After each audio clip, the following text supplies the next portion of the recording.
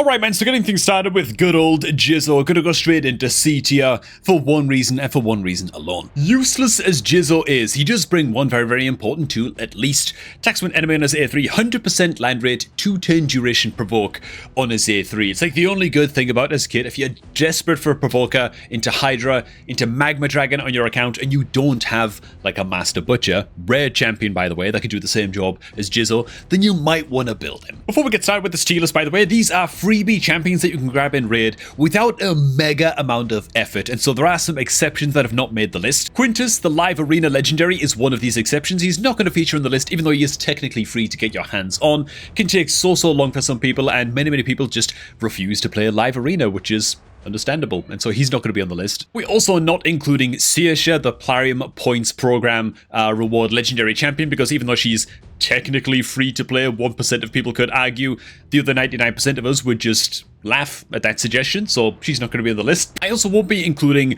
past login reward champions, like limited time login reward champions, like Ninja or Michelangelo and stuff like that, just because a lot of these are just inaccessible to players who are starting to play raid today. Before we get started with the rest of the list, speaking of Michelangelo, now is an incredible time to create a new raid account, man. You can start off your new raid account with a triple legendary start, and it all begins by clicking on the beginner promo link that is down below this video at the top of the description box, man. Just by clicking on that link and using that link on laptop or PC to create your new raid account, you're going to get yourself Basilius, Varanus, as well as 3 starter epic champions as you level up your account. That's all from the promo link. You'll also then get Michelangelo as your free login reward legendary, as long as you create that raid account before October 30th. Gosh darn it. Some champions I'll deep dive on a little bit, why I've given them the score that I'm going to give them. Others I'm just going to brush over in this list, man. And moving on to Shaman, she's a piece of crap. Of all of the epic champion revivers in this game, she's one of the worst. And this is partially because all she brings is the bloody revive, right? 5-10 cooldown, single target revive, and a shield buff. And then she brings like a weak increased crit rate buff on all allies on a 3-10 cooldown, and the A1 has a small chance of removing a buff from the target. Her aura is only in faction crypts. It's like, my god, man. And in a faction where she's up against bloody old Hermit Yorg, who brings an HP Ben A1 and a double revive on his A3, and increased attack and 10 meter boost on a 310 on his A2. And then right beside Yorg, you've got Tagore, who brings a revive all allies on a 510, shield buff just as big on all allies as well as Shaman, increased speed and healing on a 310 on his A2. It's like, why would you ever build Shaman, bro? Like, if you get to a point in your raid account where you're like a year or two in and you still haven't cleared Orc Faction Wars, fair enough, okay, fair enough. Take your Shaman, take her up to level 50, build her in like regeneration gear and stuff, and use her as a Faction Wars reviver, but 99% of people are just not going to use this champion. I'm also going to try and take into account, by the way, how easy it is to get these champions. Some of these champs take like multiple years to get inside of the game and are just playing consistently in the game, and so you get them very late. What kind of impact are they going to make when you first get them on your account? Well, the first champion makes a big impact. I'm going to go ahead and slam Morag into A tier right away. This is the cheapest Plarium Points Program champion to get your hands on. It doesn't take that long to grab it, especially if you're playing on PC and saving up all of those Plarium points. She brings an ally attack skill, which for most early game players, when you first get Morag, she might be the first, or likely is the first, ally attack champion that you're going to get on your account. She deals decent damage. She's going to help you out in Fire Knight progression, easy to build, doesn't need accuracy, is what I mean by that. And she's also going to have good or like decent long-term value-ish into faction wars for a long time on your account anyway. Yeah, she's a solid champion, worth building. Next up, Haikatune. Oh my god, dude. I think Haikatune's going to go at the top of A. She's got to go at the top of A. She might even go into S. You know what? I don't even care, man. I don't even care. She's going to the rest of you, dude. I don't even give a damn. People sleep like crazy on Haikatune, dude. I swear. Okay, so she's the 30-day login reward champion. You get her very quickly. I've had like 4, 5, 6 free-to-play raid accounts over the years. I've built Haikatune on all but one of them. The only exception to the rule was when I pulled an Apothecary very early in my account, and I built him as my increased speed buffer instead. If you do not pull an Apothecary or another great increased speed buffer champion on your super early game account, you're building Haikatune kind of no matter what. She brings increased speed, 10 meter boost, she brings the speed aura in all battles by 19%, which by the way, 90% speed aura in all battles is the same quality as like a lot of legendary champions that bring speed aura in all battles, and so she's going to help you out that way as well. She brings the source of decreased speed on the A1, 10 meter decrease on the A3. I just think that she's bloody solid. I think that she's solid. Now, if you got Haikatune as like the 9-month login reward champion, yeah, she'd be like B. Like, she wouldn't be very good. She'd be fine. You might build her for faction wars and stuff. But because you get her so early, I feel like 90% of the time, she's a must build on new accounts. Especially free-to-play accounts, man. Next up, Yaga. Absolutely awful. 4-star chicken. There is basically no circumstance ever in which building Yaga is actually the correct decision to make. His poison's a low land rate. He's an epic champion, so he requires epic skill books to book him on up. He's only single solitary use as a Demon Lord clan boss poisoner, and even in that role, he's outperformed by rare champions pretty comfortably. He's also got the disadvantage of, as soon as you replace him in Demon Lord clan boss, you don't use him anywhere else in the game ever again. Pretty much, you know, he's kind of awful into waves, is what I'm saying. So, yeah. Next up, man, Dak Aethel. I think Dak Aethel can go into, I mean, she's going to be ahead of maybe she's B.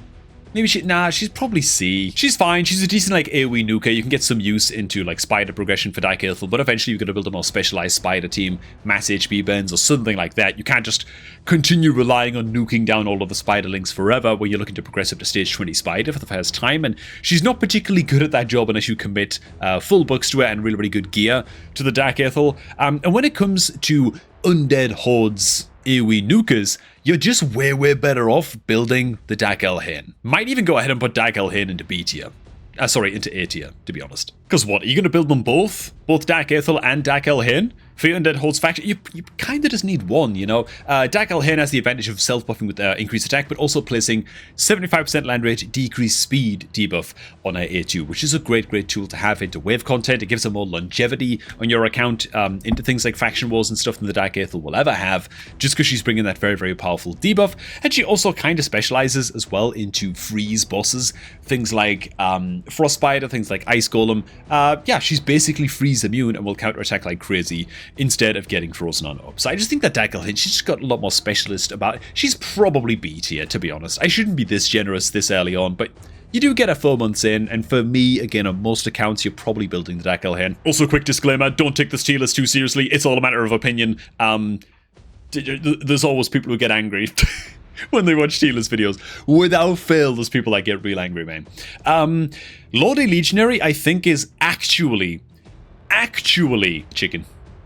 I think he's a chicken, dude. Okay, no, come on. I put Jizzo in C tier. Lordy Legionary can at least make it into C tier. He brings a reliable way of placing decreased speed debuff, at least, which your account might need. He's billed as a Fire Knight specialist. He's not very good into Fire Knight, really. He's got like a double hitter and reflect damage buff and a decreased speed debuff. Doesn't bring any temperature control, doesn't help you against the waves, and yeah, he needs some bloody buffs, man. Next up, we've got Scylla the Drex. She can go up into the top of A tier, to be honest. Nice legendary champion. You get her fairly early on as the 6-month login reward champion. She can do a good job for you on your account even without legendary books, and so that's always a bonus. A lot of her value comes from her passive. Every time she gets a 10, she just heals all of your team and places a random increased speed buff on somebody. She brings a revive. She brings some wave control with the stun. You can build her alongside Drexthar, who's not on the list. Oh god. Okay, I fixed him, man. It's all good. Drexthar's behind my camera just now, man. I just added him to the list real quick. Woo! That was a close one. I'm probably missing some other champions that some other people do think belong on this list, but whatever. Scylla the Drake, good budget option. Makes a decent splash in your account when you first get her. Oh, for God's sake. And all my champions along the bottom are all out of order now. Oh, let me fix this real quick. Okay, all fixed, all in order, all beautiful, man. Next up, we've got Tyrnix. This champion is just an insult to Raid Shadow Legends. Okay, you're gonna go to the bottom of D tier. Maybe, or like top of D tier. Oh god, it's really bad. Tyrnix is so bad because she's got an A2 and that's all she does. Kind of, right? Her A2 is a 3-turn cooldown, attacks one enemy, 100% chance book to placing decreased speed debuff on the target for 2 turns, has a 70, and never mind, also 100% chance of placing decreased speed debuff on all enemies for 2 turns instead, if this attack is critical. Okay, so let's break this down, because that's all she does, right? She brings a little bit of healing to your team on a 1 skill if she attacks enemies under decreased speed. It's not much, but something, and she absorbs 5% of the damage that allies would otherwise receive, so like the microest of ally protection passives. So you're going to build her to be relatively tanky, relatively quick, with high accuracy, so that she could be landing this decreased speed debuff before enemies get too much turn meter, right? Decent quickness, decent accuracy, and then she also needs your 100% crit. So it's like, she's actually a very, very stat-hungry champ that takes a bunch of epic bucks to get this A2 fully booked, and she just places decreased speed, and that's kind of all she does. For me, a bloody dreadful champion. Next up, we've got Grush. Grush can consider himself lucky making it into the bottom of B tier. I don't like Grush. I used to think that Grush was going to be like this decent champion when I got my hands on him as a login reward. It takes 8 months to get your hands on Grush. The problem with the G-Man is his, I don't mean Gilliman, with the G-Man Grush is his A2 and the nature of his A2. It's an attack all enemies on a 4-turn cooldown, which stinks quite a bit, given it's only a 2-turn duration debuff, but 4-turn cooldown, 100% chance of replacing decreased attack debuff or decreased crit damage debuff for a couple turns. If this was just place decreased attack every time, you could use him as a healer decreased attack debuffer into Ice Golem and into Demon Lord Clan Boss, and he might be able to do pretty okay. Problem is, if you land the decreased crit damage debuff instead, and this is on a 4-turn cooldown skill, against like Ice Golem or Demon Lord, your team just dies.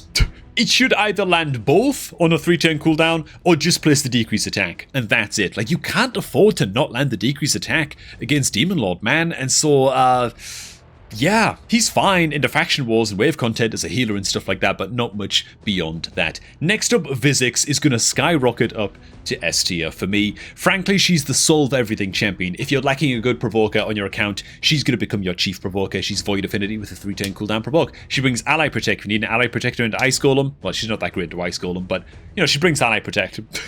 She also brings an AoE decreased speed. She brings a double hitter A1 with 10 meter steal on each hit. So if you're still struggling into Spider for her 10 meter controllers, you can use her in Spider and just have a spammer A1. Same thing into Fire Knight as well. She works great alongside the likes of a Morag and ally attack champions to act as a 10 meter controller into Fire Knight, starter provoke into Hydra. She just kind of does a little bit of everything, and she does everything quite well. 9-month login reward champion. I think that you get her early enough that she makes a pretty significant splash on most people's accounts. Now for some latter stage login reward champions where you start collecting fragments for these champs. Starting off with Cleoptrix. Let's step on the gas a little bit, man. Oh my god, we've got a lot of champions to get through. Cleoptrix, I'm going to go ahead and put in like low B tier. Cleoptrix is a little bit niche. AoE Hex, brings in AoE block active skills, a weakened debuff on the A1, but it's not mega reliable. Where would you use Cleoptrix? I don't know, Chimera, maybe?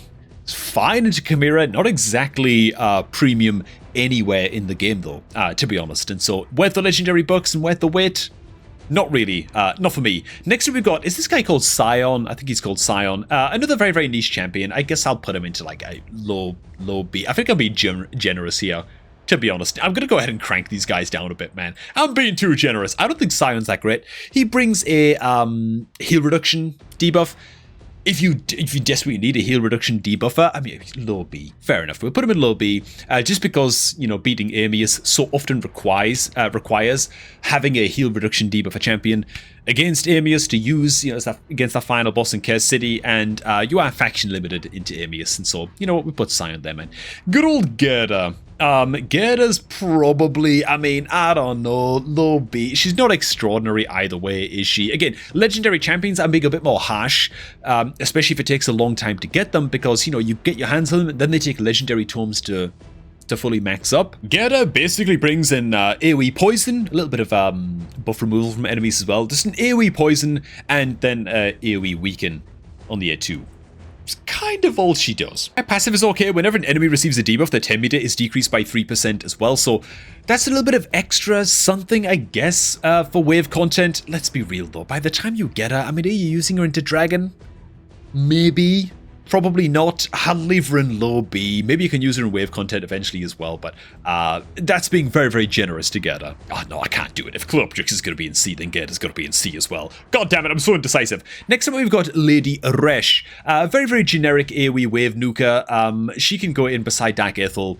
You know, she's fine. She brings some 10 meter fill, some AoE damage. That's it. And especially because we're getting into longer term login reward champions at this point, she's just an epic champion. She just self-up with increased crit damage and stuff, but yeah, it's just an attack all enemies that brings some 10 meter fill.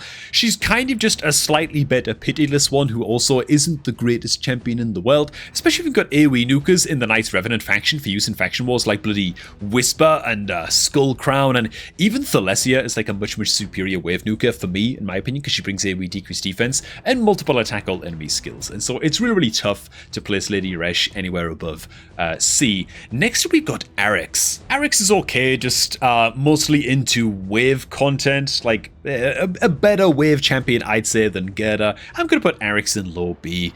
It's a fine champion. Is it worth the bucks? Well, you're not going to be rushing to build an Arix. Probably not. Anyways, AoE stun brings it attack all enemies on the A1 as well as the 310 cooldown. I believe 310 cooldown, ally protect, and counterattack buff on the A3. Does a little bit of something, but isn't going to make a massive splash on your account as a legendary champion. Next up, C's. Oh my god, dude. Do I want to give C's a good rating? On my free-to-play account, I'd put C's in like A or S if I was on my free-to-play account. But I can't put him there. I pulled C's from Mashad on my free-to-play account nice and early. He brings a triple hit at A2, brings some 10 meter steal on his passive, doesn't need any accuracy on this champion as well, and okay damage against waves. He's single-handedly got me to stage 20 in Fire Knight very, very quickly on my free-to-play account, and so love this guy. But he's the last login reward legendary that we're going to be covering in this list, and he takes so long to get that by the time you get him, I mean, you can't put him any higher than a B. Maybe even high C. You know, like he's pretty okay into Fire Knight, but you get him so late. I'm going to put him in B. I'll put him in low B, even though by the time most people get him, he's bloody useless, man. Oh, God. I'm putting him in B because I like him, okay? Because I like him on my free-to-play account. But on my main account, he might just be a chicken. Next up, we've got Drexstar. Getting Drexstar from Bazaar Gold, from the Tag Arena Gold. Drexstar's a great champion. I'm going to put him right in beside Scylla the Drakes, another good legendary champion that you can get quite quickly, 3, 4, 5 months into your account or something, depending on how active you're being in Tag Arena, and he doesn't need legendary books in order to be useful. Alongside Scylla the Drakes, he can make up a component in a couple of duo teams that can get you through things like Griffin, Spider's Den, stuff like that, quite comfortably. Great little champion duo right there. Archmage Helmet. Archmage Helmet, I tell you what, man. Does Archmage actually go into A tier? He's quite accessible, quite easy to get. He's the first normal mode Doom Tower Secret Room champion, so onto the Doom Tower Epic champions just now. You get Helmet quite quickly. I'd also say as well that Archmage Helmet has the advantage of bringing an AoE stun that is quite reliable. I believe he's a Banner Lord. Quite reliable AoE stun on his A2. It's an attack when enemy 310 cooldown, attack all other enemies if you crit with this A2, so you got to build 100% crit. But the second hit has then a 75% chance of placing stun on all enemies, which is quite good. Also, if you're building teams that are like speed kill teams and stuff like that into Spider's Den with like multiple Cold Hearts and like a Royal Guard and stuff like that, like a 20-second Spider kill team, you need any champion on your account that can bring increased crit rate, increased crit damage buff on just one of their skills. And so Archmage Helmet can be your guy. I think that he's about good enough for those niche uses to qualify for an A tier, but I wouldn't begrudge anybody who's putting him in like high B tier as well, because he is quite niche. But you know what, I'm going to be generous. I'm going to be generous, because a lot of these champions I'm not going to be generous with. One of the champions that we can afford to be generous with is good old Akoth. Akoth can easily be an S tier champion if he's your first good mass HP burner on your account, right? AoE HP burns, good into Spider, good into Hydra, just a solid little champion. However, for most people, by the time you get Akoth, you've probably got yourself maybe like a Mordecai, maybe like a Geomancer, or like a Skrank or something like that. I think for most people, it's fair to put Akoth somewhere in the middle of A tier. Just depends if you need him. I've never actually used him on any of my accounts before, because I've always just had an HP burner by the time I get him. But if you don't, he's pretty good. Next up, Rian the Conjurer. I always wonder if his real name is just Ryan, and I'm just calling him Rian because it sounds more like a fantasy universe. Nah, he's just Ryan. His full name is like Ryan Braithwaite or something, Ryan Andrews, I don't know. He brings a revive on a 4-turn cooldown. He gets like special bonuses, which will instantly activate some of Akoth's skills if Akoth is the one that's getting revived, which is pretty cool. Brings AoE buff peel, plays weaken debuff. It's not an attack all enemies, so no damage coming in from this. And a block buffs on the A1, which is somewhat reliable at about 70% when booked. Rian the Conjurer, I don't know. I'll put him in low B. Do people use him? Could maybe build him as like a Faction Wars Reviver or something, but he doesn't really jimmy my jams, is what I'm saying. Never built him myself, because I'm not that impressed by his kit, particularly. But he does bring a revive, so, who the hell knows, right?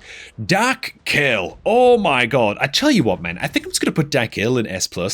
I think Dark Hail is just that bloody good. He's an incredible poisoner. Brings decreased attack as well. His passive skill, I believe, reduces like the crit rate and like crit chance against enemies that are under poison debuffs as well, or it's something to that effect. Great champion. The only thing about Dark Hail is that by the time you get him from normal mode Doom Tower secret rooms, you might already have things like Dragon taken care of, you know, which is where he really excels, right? Demon Lord Clan Boss and Dragon, two areas of the game where he's really popping off, and that's great.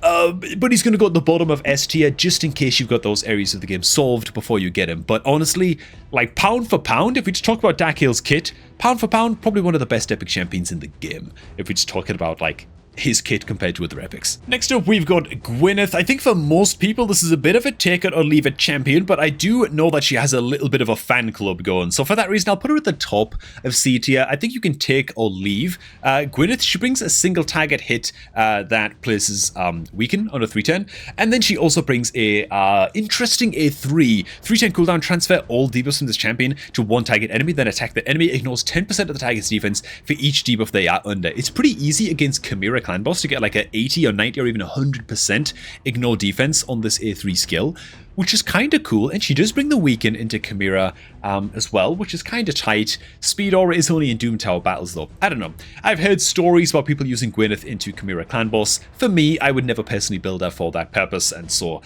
I'll put her at the top of C, just in case anybody does. Next up, man, with Tyre. Tyre is a strong single-target poisoner with multi-hitter, multi-poison application, and also poison and HP bent activation on her A3 skill. The issue with Tyre is that she's very single-target, and again, you're getting her even later than you're getting the Dark Hail, and so are you going to ever be using Tyre instead of Dark Hail in your Dragon and your Clan Boss teams, given that you get killed first as well? And he's probably better for the job? Probably not. This is a situation where you're getting the champion so late on in your account, it's really difficult to put Tyre anywhere above C tier. Oh god, I'm looking at it. Screw it, Tynix, man, you're going into D tier as well. I can't stand your bloody face. Get yourself into C tier, get yourself in the vault. What am I talking about, man? You're a chicken. Get in the Guardian ring. Next up, we've got ZXG. I'm not even going to honor this champion by talking about it. It's a Doom Tower 4-star chicken reward. This is one of the worst epic champions in the game, and it takes so long to get your hands on this 4-star chicken that, yeah. Next up, we've got Liberga, and she's got a face like a burger as well. Oh, I went there, man. This is another poisoner. A lot of single target poison action, poison sensitivity debuffer. You're getting Liberga even later than you're getting Tyre, dude. And so, what the hell is that? And then she brings increased attack and increased defense on her A3 skill, 2-turn duration buffs, but it's on a 4-turn cooldown. Ugh. Oh.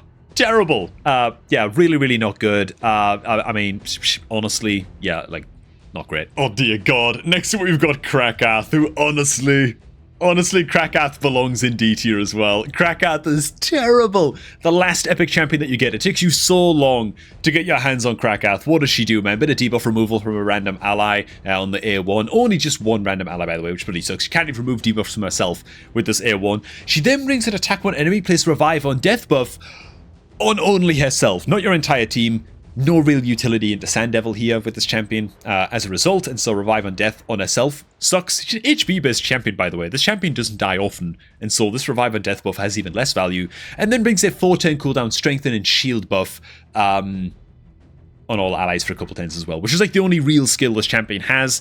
But it's on a 14 cooldown. I mean, what? I don't know. Krakath is not good. Onto the legendary champions from Doom Tower, where we have good old Tomb Angel Thea. Oh my god, is this champion bad? This champion is bad, dude. And I know because I built it for a review video. I wanted to be a hipster. I think this champion looks so cool. Tomb Angel Thea does. She brings like an AoE Hex, and then brings a bunch of damage, like bonus damage to Hex targets, except she doesn't deal that much damage anyway, you know. It's just a terrible champion. I don't know what to tell you. Don't book this champion. This is a Vault champion if one there ever was. Next up, we've got Urost the Soul Cage. Brings ally protection and all kinds of poisons, good old Urost does. Makes him very good if you're still struggling into Dragon and Ice Golem normal mode and stuff like that as you're progressing into those dungeons. Very solid champion for those areas. Which alone, I think we'll put him at like B tier, like low B tier, just because it gives him, probably above these guys, let's be real. What a C C's doing here? C shouldn't be in this tier, really. Oh god, fine, okay.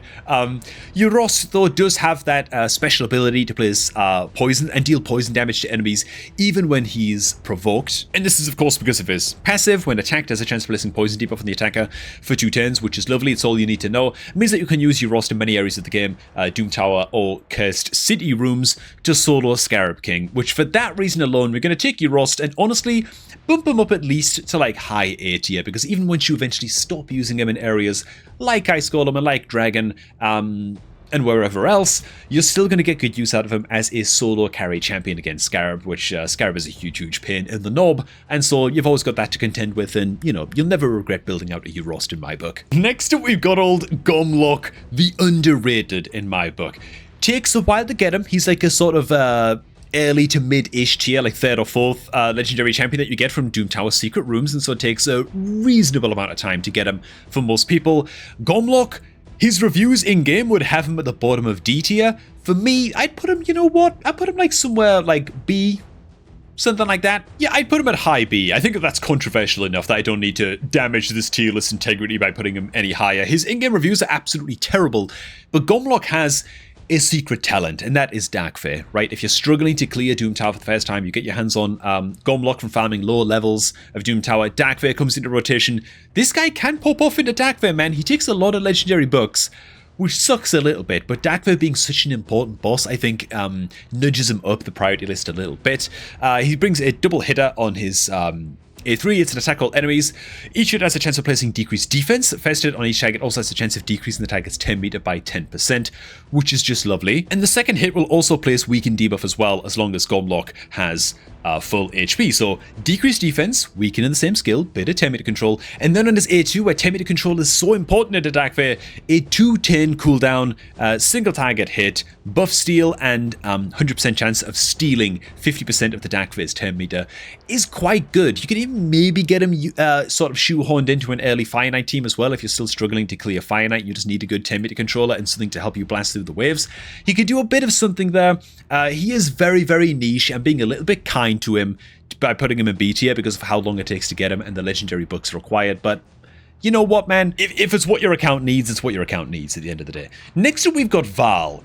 Val, I'm going to go ahead and throw into S+ straight away, only because if you are lacking a very powerful Hydra damage dealer and you get your hands on Val and you don't have things like Thor and Thorlin Foulbeard and Newt and stuff like that on your squads to really pump damage into Hydra, you get your hands on Val, he's going to walk straight into your Hydra teams. Very good, long duration fight damage dealer. I think it's via his passive, his damage to skills up a hell of a lot throughout the course of the fight. Never built him myself. I'm currently collecting the fragments for Val, but I know that he's a very solid pick. Next up, we have the El Doggo, the snub-nosed doggo, Ba-Satha. It takes quite a while to get your hands on good old Ba, but honestly, this guy's actually quite good. He's pretty solid, man. I'm going to go ahead and slam him in to like A tier plus, maybe something like maybe just under your roster. Not sure. He belongs in A tier either way.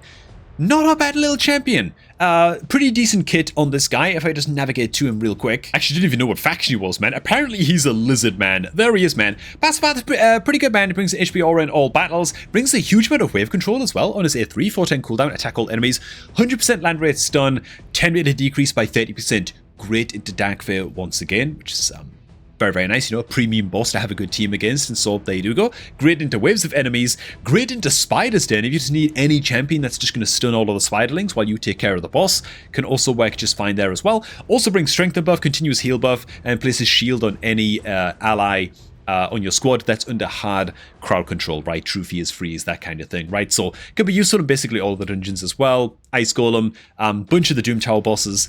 Yeah, overall just quite a solid legendary, though it does take you a while to get him. I'll knock him down the list just a little bit. Gonna leave him in A tier though. Next up we've got Vassal, or Vassal, or however you pronounce this guy. This is not a bad legendary champion, but at the same time, we're in the long-term territory now, where you're looking at maybe like these champions are gonna take like a couple years to get on your account. It's gonna take really quite some time to get these guys, maybe even beyond a couple years. I think you get this guy way too late. Way too late, man. I'm gonna slam. Oh god, Gomlock shouldn't be up there. Gomlock should be like here or something. And we'll put good old Vassal in the top of B tier. He brings an HP bin on his A1, brings an AoE decreased attack debuff and Trophy debuff on his A2. Not a terrible champion overall. Solid into wave content. The HP burn is quite nice. But by the time you get him, are you going to be using him for the decreased attack and the burn into Demon Lord? Probably not. Frost Spider, maybe. Like, I don't know. Like, if you don't have a good HP burn, a champion to bring into Frost Spider after playing for like 2.5 years, then what are you doing? You know what I'm saying? Next up, we've got Chromax, who I actually forget what this guy does exactly, but I know he's absolutely terrible. And like the only situation where you should ever really be building a Chromax is for... It's like a wave content provoker. So on this, I just checked it. On his A3, he brings a 4-turn cooldown, attack all enemies, 100% chance of placing provoke for 1 turn, and a decreased accuracy debuff. There are rare champions, man, in this game with 3-turn cooldown provokes. Like a shorter cooldown provoke on an AoE than Chromax, dude. What are we doing with this guy, honestly? Then brings an attack one enemy, place block buffs debuff for 2 turns, fill this champion's turn meter by 30%. What? Attack one enemy, block buffs? How is this not an AoE skill, you know? I don't know. This guy has, like, epic champion written all over him. I don't know, man. Just a fake legendary. God. They just get worse and worse, dude, towards the end, man. Oh, God. It's my favorite bit, man, just ragging on these champions. Next up, we've got Gronja, second to last legendary that you get from Doom Tower Secret Rooms. This guy is awful. And this guy is actually... Thea Tomb Angel level. I think this guy is actually just D tier, keep him in the vault territory. Brings an AoE HP ban on his A3 on a 4-turn cooldown. Dude, 4-turn cooldown AoE HP ban. And he's Force Affinity, so it can weak hit as well. Like Skrank is an epic champion HP burner is better than this guy, man, which is insane. Then he also brings an attack one enemy 2 times, so it's a single target skill, another single target skill that's placing block debuffs. Like... Bro. Oh, no, what am I talking about? A chance of removing block debuffs buffs. Second hit has a chance of removing 1 random buff. Oh my god. There's Niche, and then there is Gronja, man. And lastly, we've got Mr. Knobnose. What the hell is this guy called again? Jinro the Stork. I don't even remember what he does, other than he might be one of the worst epic champions. Sorry, one of the worst legendary champions in the game. Okay, the A1 attacks one enemy, chance of increasing the cooldown of a target skill by 2 turns at random. Okay, it's actually not a bad stat with the A1. The A2 is a 3-turn cooldown. Attack one enemy, places stun debuff for a couple turns, ignores block debuffs. Fair enough. It's still only single target though, isn't it? And then on the A3, 4-turn cooldown, place increased defense buff on this champion for 3 turns and a counter attack buff for 2 turns. A self buff for counter attack and increased defense. Where do you use Jinro the Stork? Genuinely. Yeah, I think these ratings are about right. This guy is absolutely abysmal. Yeah. Do you agree with the list? If you don't, then you're probably correct. Because it's just a matter of opinion. You know what I'm saying, man? This will be my list, man, for all of the freebie champions, or almost all of the freebie champions inside of Raid Shadow Legends updated for 2025, man. Thanks for stopping by. Hope you guys did enjoy this one. If you did, make sure to like on the video and all that good stuff. And of course, if you're looking to start off a new Raid account, man, make sure to get that done right now by clicking on the beginner promo link that is down below this video at the top of the gosh darn description box. Use that link to sign up and create a new Raid account for all the free stuff that you see on screen right now. Thanks for stopping by. And I'm going to catch all of you guys just a tad bit later, man.